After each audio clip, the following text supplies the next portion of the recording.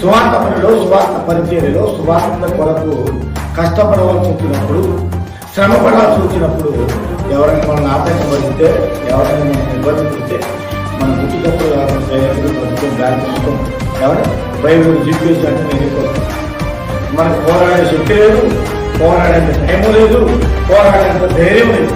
ఎందుకంటే మరణానికి సిద్ధపడ్డ వాడు కాదు.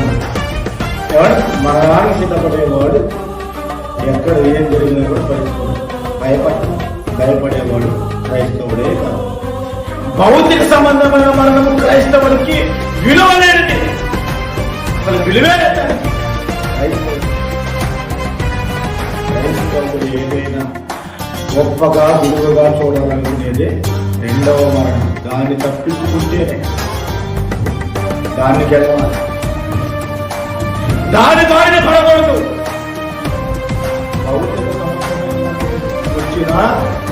వచ్చినా బాధ లేదు, కానీ రెండవ మరణానికి మాత్రం నువ్వు లోనయ్యావా?